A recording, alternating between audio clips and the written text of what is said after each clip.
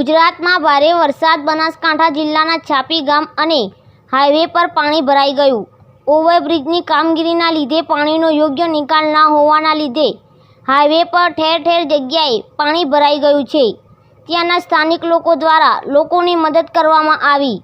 Highway પર વાહનોની traffic સર્જાઈ। દર વર્ષે છાપી હાઈવે પર પાણી ભરાવવાની સમસ્યા સર્જાય છે।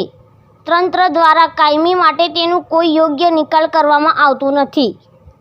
ગુજરાત હેડ બ્યુરો જાલોરી ઝાકીર હુસેન।